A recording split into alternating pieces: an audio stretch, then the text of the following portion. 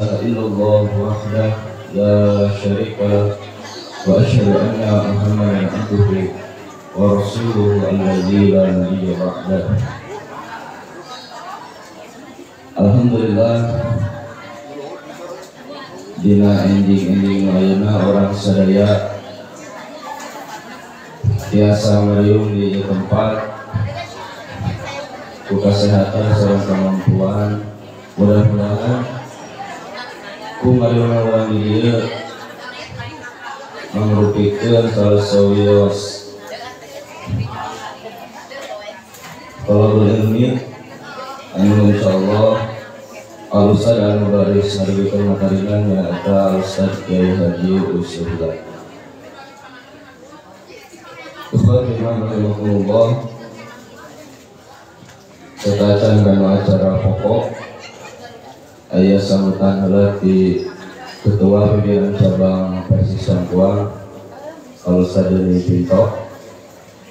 Magi kitu ka Al-Ustaz Deni Pinto waktu siaran tempat di haturan.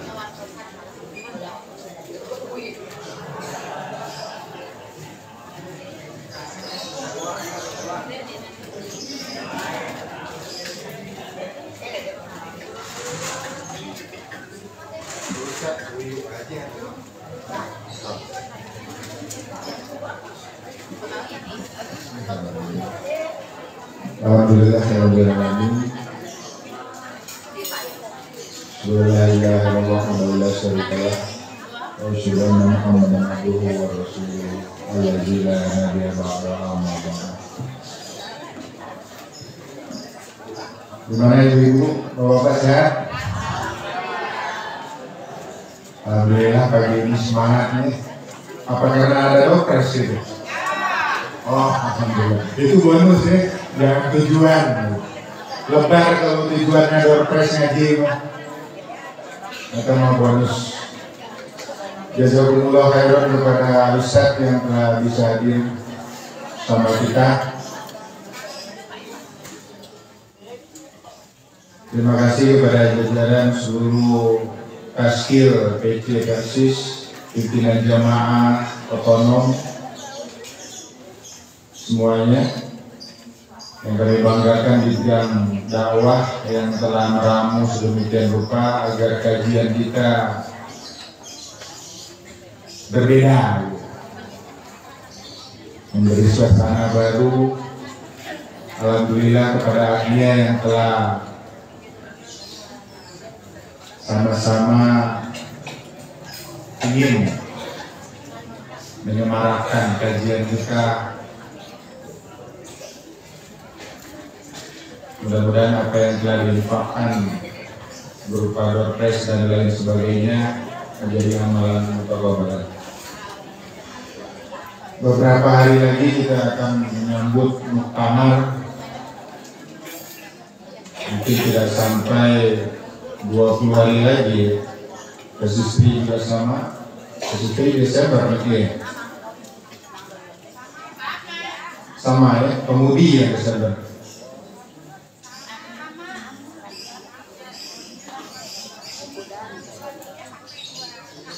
Persisri pemudi,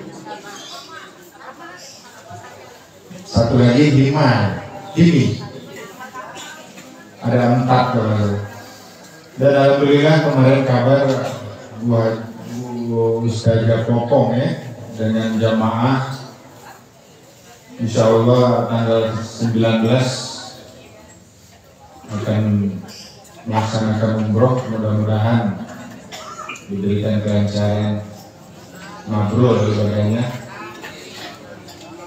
Nah, satu lagi, kalau ada jemaah kita yang mau umroh, mau haji, hubungi pimpinan cabangnya. Jangan beleng-beleng gitu. Masa pimpinan pusat yang melaporkan ke PC jadi terbalik gitu, Pak. Ini ada jemaahnya yang mau berangkat umroh, mau berangkat haji gitu. Jadi terbalik gitu. Jadi pimpinan cabangnya nggak dilihat lagi. Mangga pimpinan cabang cuma berita aja, nggak masalah. Nggak ada segala macam, berita aja. cukup. Mudah-mudahan tanggal 19 nanti berangkat lagi setelah kemarin ada beberapa yang jamaah kita yang berangkat. Hari ini juga sama, door prize seperti di Sanggarenda Lestari, ada juga pengobatan pemeriksaan mata. Kami persilahkan. Itu infak dari jamaah Sanggarenda Lestari, ada 6 usaha yang ada di Sanggarenda Lestari. Insya Allah nanti door prize-nya setelah kajian kayaknya. Kalau pemeriksaan sama setelah kajian, insya Allah kita akan adakan. Mungkin untuk ahad keempat nanti tanggal 25 kita libur dulu karena muktamar ya. Walaupun di jadwal telah ada, tapi tadi bidang dakwah sepakat bisa kita diliburkan karena seluruh kita fokus ke muktamar. Kemarin himbauan untuk ahad tanggal 18 kita semarakkan, mungkin teknisnya nanti akan disampaikan.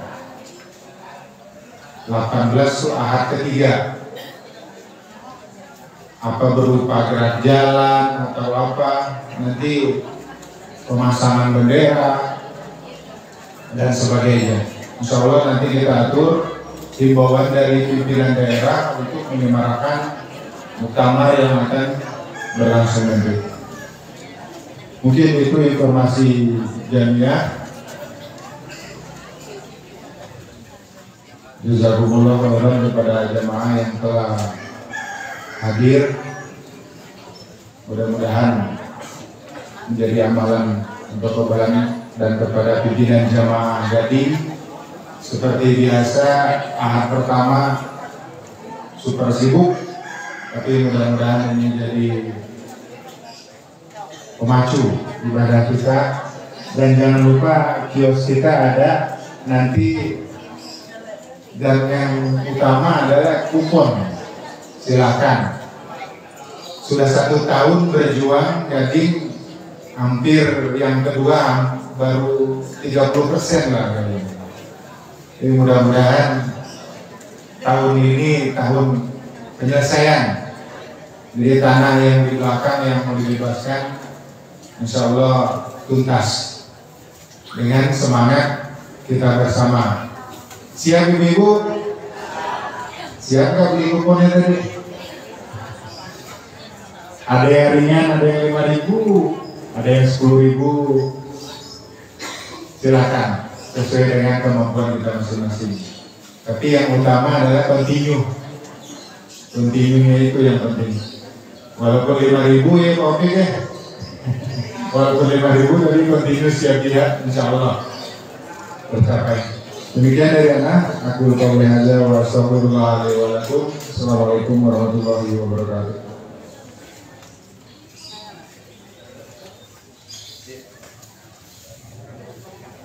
Kah tergantung kalau sedani anu barantos ngaduikeun informasi sareng sambutan ka orang sedaya, mudah-mudahan dan perhatosan lagi kami urang sedaya. Ikhwati warahmatullah, orang lanjutkan acara pokok yaitu tausiah ya Ustaz Kiai Haji Usruhiyat anu bahasan menjaga satu abad persis, menjaga ruhul jihad. Kukituna orang sami-sami perhatoskeun naon kalau saya balik dirugikan di kesempatan yang lain. Maka ke alasan waktu sedang tempat di haturan anu saluas-luas.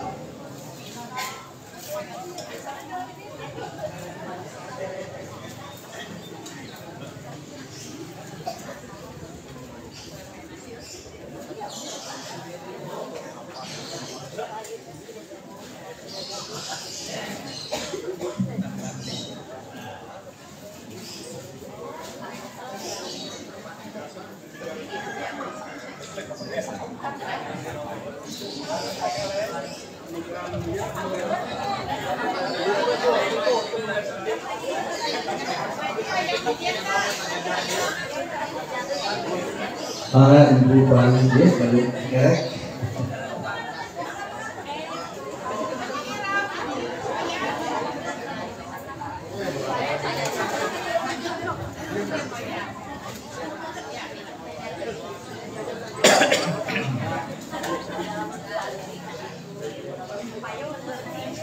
Alhamdulillahi Rabbil Alamin, wal aqibatu lil muttaqin, wala udwana illa 'alal zalimin. Asyhadu an la ilaha illallah wahdahu la syarika lah, wa asyhadu anna Muhammadan abduhu wa rasuluh, hadan nasa ila siratil mustaqim, amma ba'du. Ikhwati iman, hadirin hadirat, alhamdulillah berkat qudrah, iradah dan inayah Allah Subhanahu wa taala, pada pagi hari ini kita telah diberikan anugerah oleh Allah Subhanahu wa taala beraneka ragam kenikmatan yang Allah berikan, baik nikmat lahir maupun nikmat batin.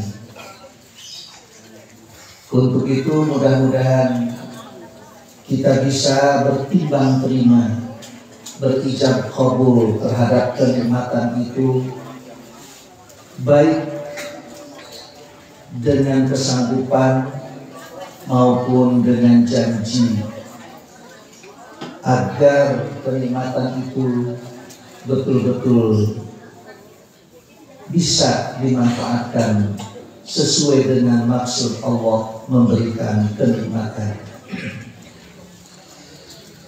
Judul kita hari ini adalah menjelang 1 abad persatuan Islam, menjaga ruhul jihad. Kalau kita flashback ke belakang, dulu itu di awal abad ke-20, kaum muslimin di Indonesia dalam keadaan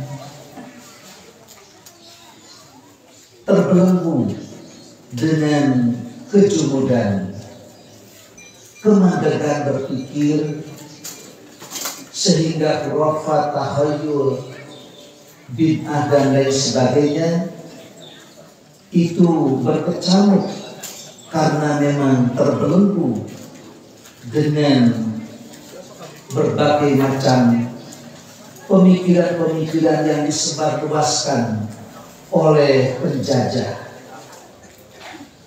Karena saat itu Belanda sedang menjajah bangsa kita, dan penjajah itu ternyata yang memadamkan cahaya Islam, sehingga umat Islam itu berada dalam situasi dan kondisi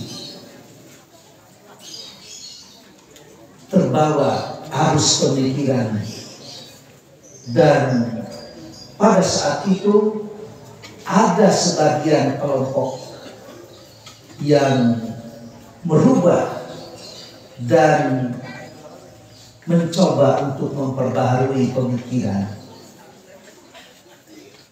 Di Jakarta ada sebuah kelompok di tahun 1905 itu adalah Al-Jamiyatul Khairiyah, muncul di Jakarta tahun 1905. Tahun 1915 itu lahir Al-Irsyad Al-Arabiyah, Al-Irsyad Al-Islamiyah Al-Arabiyah. Lalu di Yogyakarta itu lahirlah Muhammadiyah. Di Bandung lahir Persatuan Islam. Awalnya dari hanya 20 orang yang mengkaji pemikiran-pemikiran Islam, yang saat itu dipimpin oleh Kiai Haji Muhammad Zamzam. Mereka itu bertekad ingin mengetahui bagaimana sebetulnya Islam yang sesungguhnya. Dari 20 orang inilah lahirlah tepatnya tanggal 12 September 1923. 12 September ke kami Ningon Payu tahun 20 1820. Jadi 99 tahun yang lalu mereka berkumpul di Bandung membicarakan tentang bagaimana sebetulnya Islam itu, dikaji Islam itu. Jadi Persis itu lahir dari sebuah kajian. Oleh karena itu sampai sekarang kalau tidak ada kajian lalu dia mengaku Persis, sanes Persis gitu. Ongkoh Persis tapi cara ngaji, cara mengkaji, sanes Persis. Nah, Pak Nabi Tanage lahirnya ketika kajian dari sebuah kajian, dari sebuah pengajian. 99 tahun yang lalu.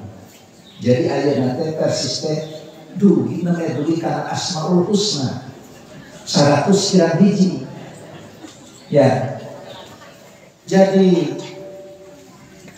Muhammadiyah tahun 12, Persis tahun 23, NU tahun 26. Muhammadiyah teh lancet Persis, NU ati. Muhammadiyah Persis NU, NU Persis Muhammadiyah. Itu teh numutkeun sejarah teh. Muhammadiyah lah 12, Persis teras NU. Itu Persis 2 kilo, NU 2 ada jalan Muhammadiyah lah teras Persis teras NU. Mata dihijikan menjadi Muhammadiyah Persis NU. Muhammadiyah Persis NU. Alternatif dibalikkan NU Persis Muhammadiyah. Sami wae. Nah, pada saat itu maka lahirlah di Bandung ini NU Mani Jawa Timur, Persis di Bandung, kemudian Muhammadiyah itu di Yogyakarta. 99 tahun yang lalu itu menurut tahun Masehi. Tapi kalau menurut tahun Hijriah dengan peredaran bulan itu sudah lebih 1 abad. Lebihnya itu 2 tahun. Karena waktu itu persis tanggal 1 Safar tahun 1342. 1342 ayeuna 1444. Jadi saabad langkung 2 tahun. Jadi parantos saabad kan Persis teh parantos saabad. Numutkeun perhetanan tahun Hijriah atau nanti tahun yang mengikuti peredaran bulan, peredaran Qamariyah itu.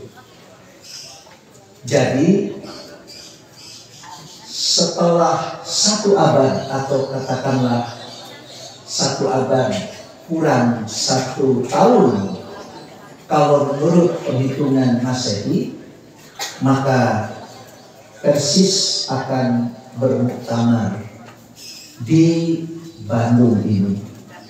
Setelah Persis bermuktamar di Jakarta, di Tasik, maka sekarang ini kembali lagi Persis bermuktamar di Kota Bandung. Dari sejak kelahirannya, Persis itu mementingkan dan berfokus pada dakwah dan pendidikan. Sehingga pada tahun 2 tahun setelah kelahirannya itu ada yang disebut dengan kursus khusus masalah akidah untuk orang-orang dewasa. Tahun 1936 itu baru pesantren yang nomor 1 itu lahir, didirikan. Itu oleh Ak Hasan yang disebut dengan pesantren besar. Nanti ada pesantren kecil yang dibina oleh murid-muridnya. Begitu Ak Hasan pindah ke Bangil, maka pesantren nomor 1 yang ada di Pajagalan itu dipegang oleh Ustaz Kiai Haji Abdurrahman. Jadi selalu saja fokusnya itu kepada dakwah dan pendidikan, kajian-kajian, kemudian menyebarkan dan menyuburkan ajaran Al-Quran dan As-Sunnah, sehingga pada waktu Belanda itu hengkang sekitar tahun 42 ya, maka Jepang datang. Jepang memperkuat kemusyrikan karena Jepang itu adalah negara pemuja matahari. Begitu Jepang itu bertekuk lutut pada sekutu, Indonesia ini kemudian merdeka, maka orang tua kita pun turut serta berjuang dalam kemerdekaan. Bisa dibayangkan bagaimana mendirikan sebuah jamiah di saat bangsa kita dijajah. Dijajah oleh Pak Kurang mengelola jamiah sakit, apalagi dalam suasana penjajahan. Sebelum Indonesia lahir, Persisme parantos ayah. Indonesia memerdeka nanti tahun 45, Persisme lahirnya tahun 2000, masa penjajahan Belanda. Dan Belanda itu terus ingin bercokol dengan cara menyekolahkan snuk ugronya itu untuk menindakbobokkan dan membodohi kaum muslimin. Maka dengan lahirnya jamiah-jamiah, organisasi-organisasi pada saat itu terkoordinirlah untuk menghadapi penjajahan Belanda. Jadi tidak mungkin orang-orang Persis itu tidak mencintai negara kesatuan Republik Indonesia, karena Indonesia pun itu dibangun oleh sesepuh-sesepuh kita, oleh para ulama, oleh para santri. Usaha tuh baik itu orang-orang Muhammadiyah, orang-orang Persis, orang NU, orang Al-Irsyad, orang Jamiatul Khair, itu semua turut serta membangun Indonesia. Maka dengan demikian Persatuan Islam lahir lebih dulu ketimbang Indonesia ini. Karena memang Indonesia ini dilahirkan oleh orang-orang tua kita. Ada upaya-upaya untuk memarginalkan, mempinggirkan kaum muslimin, para ulama dari sejarah bangsa ini. Ada sebagian upaya-upaya yang demikian. Oleh karena itu, kadang-kadang ketika kita menyampaikan bagaimana jasa para ulama dan lain sebagainya, seperti sedang menepuk dada, padahal kita ingin menjawab kepada mereka yang selalu saja memarginalkan, menihilkan umat Islam dalam mendirikan negeri ini. Jadi Jamiah Ulama lahir saat Aceh merdeka. Oleh karena itu tidaklah heran kita lebih tua ketimbang negeri ini. Kapan Indonesia mencapai 77 tahun, persis 88. Usia 99 tahun untuk ukuran seorang manusia itu tentu saja sudah tua. Bahkan bisa jadi orang yang usia 99 tahun itu para teman sudah mulai lupa, sudah menuju pikun. Itu untuk ukuran usia manusia. Tapi itu sudah dewasa, sudah lebih dari dewasa bahkan. Akan tetapi untuk sebuah pergerakan maka tentu saja belum apa-apa. Uni Soviet dengan komunisnya itu bubar dalam usia 75 tahun. Persis 99 tahun itu masih eksis, masih ada. Saya kebetulan dipercaya oleh Al-Ustaz Kiai Aceh Zakaria untuk membantu beliau selama 8 bulan ini setelah perpanjangan sebagai ketua bidang jamiah. Ternyata dalam kurun waktu 8 bulan itu cabang Persis di seluruh Indonesia bertambah 10, bahkan 11 barangkali dengan yang baru saja dikeluarkan SK-nya. Kabupaten Bandung menyumbang 3 cabang. Dan Kabupaten Bandung itu ternyata semuanya, seluruhnya, di seluruh kecamatan sudah ada persatuan Islam. Terakhir, cabang yang terakhir itu di Cikancung. 3 cabang yang terakhir itu, 1 kecamatan Cilengkang, yang kedua kecamatan Nagreg, dan yang terakhir kecamatan Cikancung. Berarti 31 kecamatan itu semuanya sudah berada. Jadi se-Indonesia teh lumbung anggota Persatuan Islam ayatnya di Bandung, Kabupaten Bandung. Ya tentu saja kecamatan Campuang itu masuk dalam kategori Kabupaten Bandung. Kemudian Kota Bandung pun sudah selesai, ada 30 kecamatan. Terakhir itu di Cinambo, kecamatan Cinambo. Tinggal 1 lagi Kabupaten Bandung Barat, dari 14 kecamatan tinggal 1 lagi. Dan Kabupaten Garut menyumbang 1, Kabupaten Tasik menyumbang 2, kemudian Kabupaten Bandung Barat juga menyumbang 2 cabang. Adapun anggota yang baru pada 8 bulan terakhir ini ada sekitar 3.500 anggota yang baru.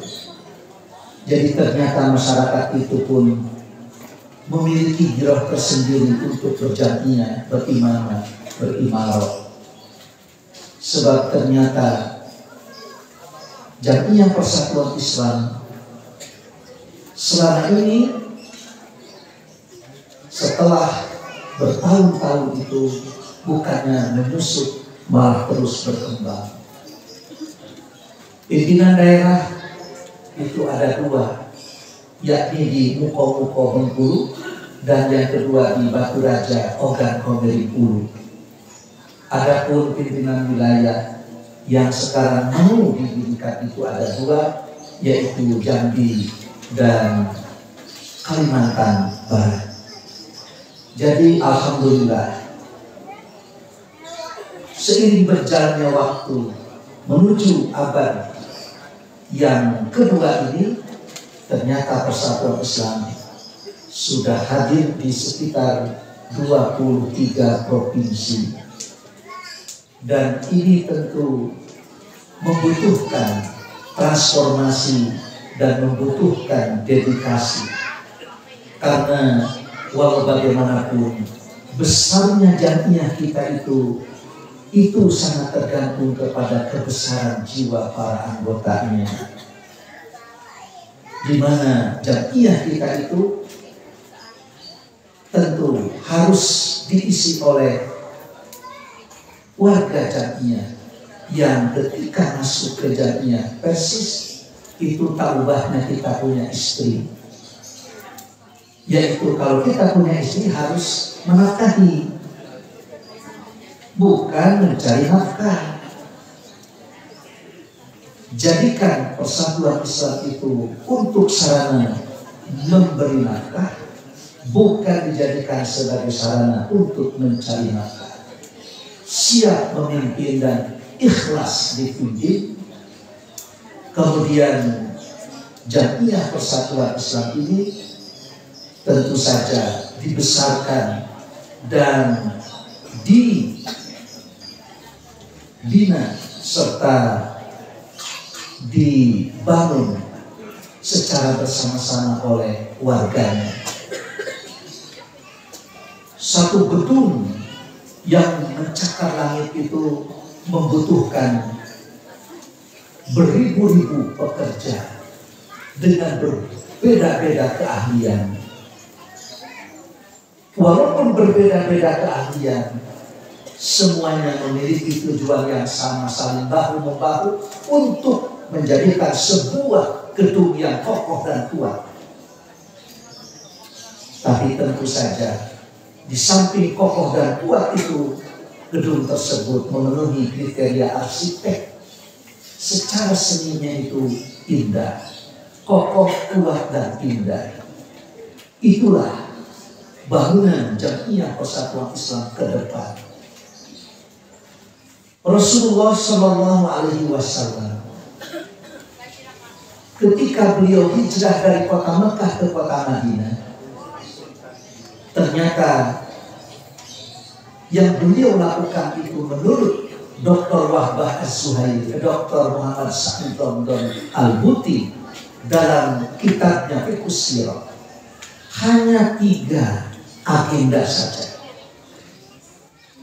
Yang pertama adalah membangun masjid, yang kedua adalah mu'akhad, dan yang ketiga adalah mengadakan piagam Madinah. Jadi dengan 3 itu kita warga jamiah persatuan Islam memang ada menyisakan persoalan saat-saat di mana dulu itu ada yang disebut dengan gelombang dalam gelas. Ternyata diakui atau tidak, disadari atau tidak, ada persatuan Islam Bandung, ada persatuan Islam Bangil. Akan tetapi mulai dari Al-Ustaz Kiai Haji Latif Muhtar, dilanjutkan dengan Al-Ustaz Kiai Haji Siddiq Aminullah Allahu Yarham, dan dilanjutkan oleh Profesor Abdurrahman, kemudian juga sekarang di masa Al-Ustaz Kiai Haji Aceh Zakaria.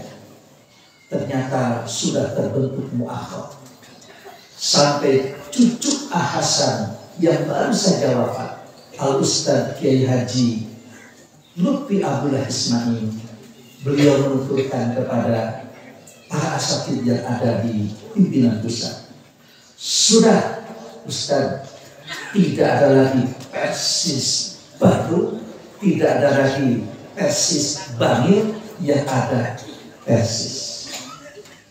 Baru kita akan membangun sebuah kekuatan apabila ini dimuakhadkan. Tak ubahnya muakhad bainal ansor wal muhajirin, antara ansor dan muhajirin. Oleh karena itu, hampir ketua-ketua pimpinan wilayah di luar Jawa itu seluruhnya dipegang oleh lulusan-lulusan dari Bangil, karena jarang dari Jawa Barat. Orang Sunda mah burung batok kata kasih anjur wae ge. Ya umara, atuh menyesorok ngakak mah teh. Hayo we. Urang Sunda mah gaduh. Urang Sunda mah paling gaduh paling palos. Keun bae kajen bengkung asal ngariung. Kajen bongkok asal ngaronyok. Rajeun ngaronyok bari bongkok. Rajeun ngariung bari bengkung. Cik atuh, teu kudu bari bengkung atuh. Itu ya. Tapi alhamdulillah sekarang ini sudah ada orang-orang Jawa Barat itu berada di hampir seluruh provinsi yang ada di Indonesia. Jadi kalau kita Jamiah Persatuan Islam bertransformasi ada di seluruh pimpinan wilayah dan di seluruh provinsi, berarti kita sudah tidak lagi berhutang kepada Bapak Muhammad Nasir. Mengapa? Sebab Indonesia itu kata Bung Hatta itu 2 kali lahir. Indonesia teh 2 kali lahir. Lahir yang pertama pada tahun 45 dan lahir yang kedua pada tahun 50. Tahun 50 itu Indonesia ternyata sudah masih diinginkan oleh para penjajah. Sehingga adanya Republik Indonesia Serikat. RIS tahun 50. Ada negara Pasundan, ada negara Jawa, ada negara Batak, negara Ambon. Pada waktu itu kata Al-Ustaz Kiai Haji Amin Jamaluddin, beliau tahun 80-an sempat sowan kepada Pak Nasir. Kata Pak Nasir, dulu saya tahun 50 kedatangan Bung Karno. Lalu Bung Karno itu menyampaikan kepada saya, Nasir, saya serahkan Indonesia kepadamu karena Indonesia ini sudah tidak ada lagi. Mengingat Indonesia sudah menjadi negara-negara bagian. Begitu Bung Karno menyampaikan seperti itu kepada Pak Nasir langsung sowan kepada Hasan. Kalau Indonesia diserahkan, zaman Kiwari wah, langsung berpindah. Nah, boro-boro PLT Presiden, PLT Gubernur Parbu, PLT Bupati WG. Wah, diparabotkeun ayeuna. Dan mengapa Bung Karno itu justru malah menyerahkannya itu kepada Pak Nasir, tidak kepada yang lain? Akhirnya Pak Nasir sowan kepada Hasan. Tuan, mereka kumpul tentang Tuan Hasan, Tuan Abdurrahman. Tuan, saya kedatangan Bung Karno dan Bung Karno menyampaikan, Nasir, saya serahkan Indonesia kepadamu karena ternyata Indonesia sudah tidak ada lagi, melainkan negara-negara bagian. Barangkali Tuan punya pandangan. Ternyata Tuan Hasan itu menyampaikan sebuah cerita. Ujung-ujungnya dongeng ya Hasan. Nasir, dulu Ka'bah itu sempat kebanjiran. Lalu Hajar Aswad, batu hitam itu keluar dari porosnya. Seluruh ketua-ketua kabilah merasa ingin agar mereka lah yang meletakkan kembali batu hitam itu pada porosnya. Jadi seluruh ketua-ketua kabilah itu merasa berhak. Akhirnya mereka itu ya berseteru karena masing-masing mempunyai hak dan ingin meletakkan lagi Hajar Aswad pada porosnya. Hampir terjadi perang saudara karena ketua kabilah ini iya matul kaya deui kudu anu iya mamual beres. Akhirnya apa yang terjadi? Beruntunglah Paman Khalid bin Walid itu mengumpulkan seluruh ketua-ketua kabilah. Dan pada waktu itu Nabi SAW belum diangkat sebagai Nabi dan Rasul.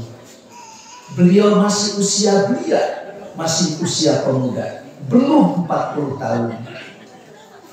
Dan saat itu pula akhirnya berkumpullah ketua-ketua kabilah itu. Keluarlah sebuah kriteria, siapa yang berhak meletakkan Hajar Aswad pada porosnya. Maka kriterianya adalah yang duluan masuk ke Masjidil Haram, itulah yang akan meletakkan Hajar Aswad pada porosnya. Ternyata yang pertama masuk ke Masjidil Haram tidak ada lagi kecuali Muhammad bin Abdullah. Maka semua ketua-ketua kabilah merelakan Hajar Aswad pada porosnya kepada Muhammad bin Abdullah. Tapi waktu itu Muhammad bin Abdullah tidak mentang-mentang secara legitimit berhak meletakkan Hajar Aswad pada porosnya, melainkan pada saat itu beliau ada di tengah-tengah. Hajar Aswad itu diangkat lalu diletakkan, sehingga dari situlah mencairnya para ketua-ketua kabilah. Jadi Muhammad itu bukan pemecah belah, setuju untuk melebur di menjadi negara kesatuan Republik Indonesia. Lalu ternyata hasilnya disampaikan kepada Bung Karno. Bung, ternyata setelah saya roadshow di seluruh Indonesia ini, semua kepala-kepala negara bagian menyerahkan dan setuju untuk melebur. Kata Bung Karno, bahwa ke konstituante sampaikan kepada mereka bahwa mereka setuju untuk melebur menjadi negara kesatuan Republik Indonesia. Begitu Pak Nasir menyampaikan di konstituante, ternyata semua anggota konstituante menyatakan persetujuannya, dan diketuklah palu bahwa tahun 50 ini menjadi mosi integral Bapak Muhammad Nasir dengan negara kesatuan Republik Indonesia. Ini kelahiran yang kedua. Jadi dengan demikian, apabila jadinya pelosok negara kesatuan Republik Indonesia, kita sudah tidak berhutang budi kepada Bapak Muhammad Nasir. Dan sekarang terus saja setiap provinsi itu ada. Hingga saat ini persis itu ada di perbatasan. Karena memang murid-muridnya santri-santrinya bukan hanya dari Indonesia, ada juga dari Malaysia. Filipina tadi ditunjuk tuh, itu urusan Filipina. Itu Filipina. Oh iya, itu Filipina. Ini Malaysia, Singapura. Ditunjukkan dari sini ke Cengkareng pakai darat, dari Cengkareng ke Tarakan itu pakai udara, dari Tarakan ke Pulau Nunukan itu pakai speedboat 4 jam, dari Pulau Nunukan ke Pulau Sebatik 40 menit pakai perahu kecil tanpa pelampung. Dan itu saat itu diresmikan pimpinan cabangnya oleh Al-Ustaz Kiai Haji Abdul Latif Mukhtar dan Al-Ustaz Kiai Haji Siddiq Amin. Allahu yarhamuhum. Simkulina kalinya yang raskeun tuh itu mah. Bisa jadi pada waktu itu lebih dari 4 jam pakai speedboatnya. Itu tahun 94. Sekarang 2022 sudah ada pesantren. Sudah dikasih pusat sidik betul, tidak, ternyata sekarang sudah membangun sebuah pesantren.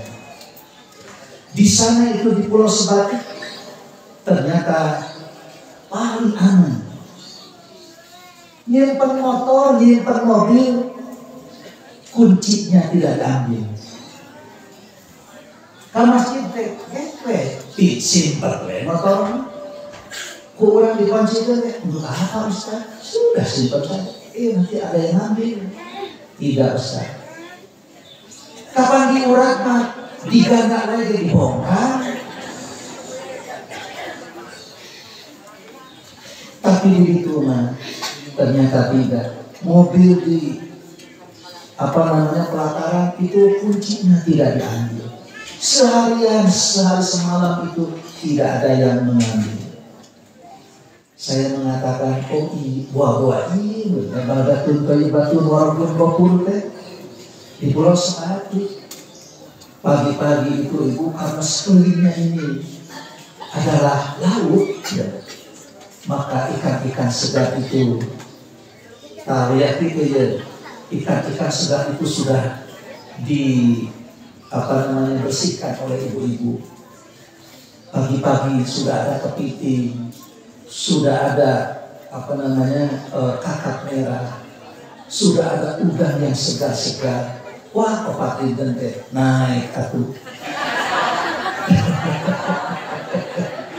Kebetulan kita tinggal di seorang Bugis, ya, seorang dari keturunan Bugis Sulawesi, dan ternyata masakannya itu sama dengan masakan Jawa Barat. Waduh, luar biasa.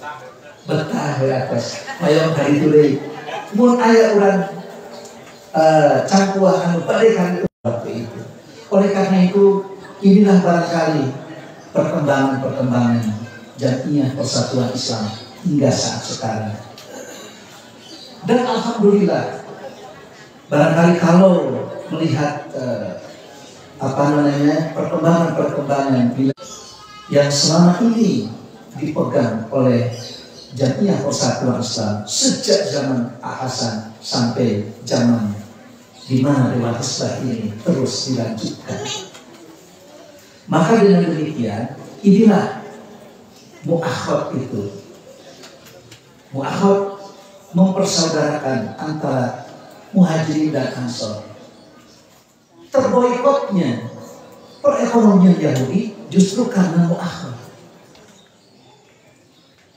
Orang-orang Muhajirin yang belum mempunyai kegiatan ekonomi, maka pada waktu itu Nabi melarang orang-orang Ansor menyewakan dan memparohkan kebun-kebunnya kepada orang-orang Yahudi. Lebih baik kepada orang-orang Muhajirin dulu. Orang-orang Yahudi yang mempunyai kebun-kebun di kota Madinah ternyata bisa dibeli oleh orang-orang Muhajirin, karena orang-orang Muhajirin sudah mempunyai mata pencaharian walaupun berupa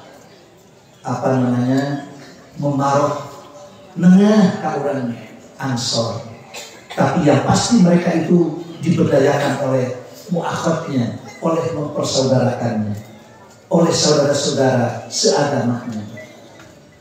Bagaimana tidak menggeliat dengan mu'akhad itu?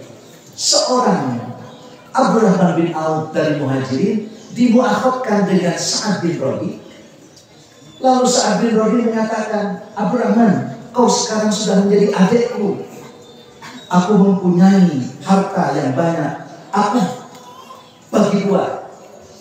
Separuh untuk Anda, separuh untuk aku.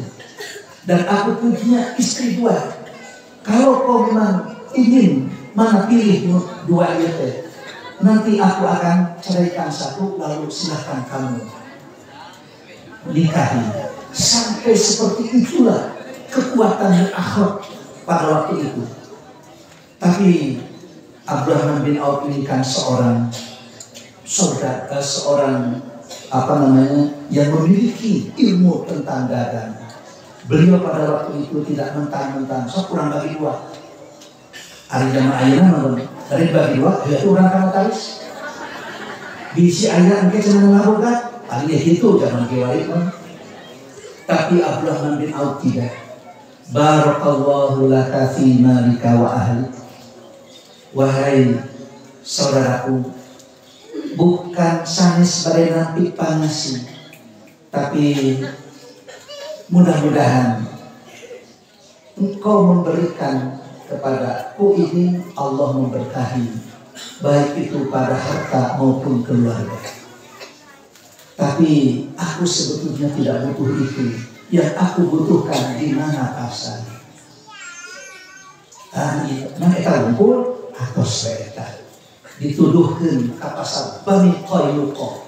Begitu masuk ke pasar Bani Qainuqa, pikiran dagang Abdurrahman bin Auf itu ternyata bangkit. Akhirnya Abdurrahman bin Auf itu bisa berdagang.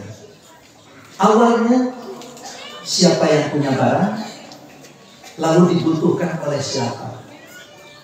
Siapa yang membutuhkan barang, lalu barang itu ada di siapa? Kawit nama gitu, Pak itu pada dicat atau kata Uma upami Indonesia, sabar hati dia, sabar dari dicat, wabi orang pangmajankeun, kamu abinya sabaraha, itulah pikiran dagang. Ti urang mah lamun rek dagang teh datu baru modal, eta mah rek nyeetkeun atos kan begitu mah. Bukan mau berdagang. Orang dagang itu bukan mikir modal, tapi mikir di mana pasar. Pasar gelap. Begitu. Sebab banyak orang yang bisa makan tapi tidak bisa buang. Aya jami teh produksi teu tiasa masarkeun. Aya pasar teu aya produksi. Ieu teh hoyong kaberatan ngan teu aya piceun. Yang sehat itu orang bisa makan lalu bisa buang air. Itulah yang sehat. Maka dengan demikian orang yang cerdas dalam berdagang itu biasanya selalu orientasinya bukan pada modal tapi pada pasar. Seperti itulah mu'akhad. Maka dengan demikian mudah-mudahan jamiah kita ini dengan mu'akhad yang diawali dari Kiai Haji Abdul Putar, kemudian sekarang membuahkan hasil, dan ini terus dibangun, maka abad kedua ini mudah-mudahan kita bisa lebih mandiri, mandiri secara ekonomi, mandiri secara malia, finansial dan lain sebagainya, maka tentu saja jadinya kita akan berdaulat. Itulah dari mu'akhad. Cuma mu'akhad itu landasannya adalah membangun masjid. Karena tidak mungkin melahirkan mu'akhad seperti itu apabila tidak dilandasi dari hubungan antara seorang dengan Allah Subhanahu wa Ta'ala. Mengapa seorang Sa'ad bin Rabi begitu mudah menyerahkan satengahnya, sok satengahnya ke anjeun, nah pak anjeun jadi adi akan bisi anjeun boboh kak si teteh sok sapilih di antara dua sampai keluarga saja dibagi dua. Itu karena saking kedekatannya dari sudut mu'akhad bainal ansor wal muhajirin. Sampai seperti itulah tadi orang teh ternyata belum tercipta karena memang hubungan antara dirinya dengan Allah itu belum kuat. Sebab itu dengan bangun masjid, landasannya itu dengan membangun masjid. Pak pada meser kamana itu, kurang teh pada ngabangun bumi teh, itu meser bersih di mana, meser cina, meser bersih mana, ticina wena meh murah. Tak disungkowe cenah murah. Kemudian pacan orang tipe hajiannya pada kami ikhwatul iman ulah mahal gitu. Ya saat dibagi satengah dipasihkeun. Nah beda 1000 wae mengeleuweun ya palingan teu bisa tidak bisa mandiri secara ekonomi karena memang kita ini belum mu'akhad mengingat landasan mu'akhadnya, landasan masjidnya ini rapuh. Tapi kalau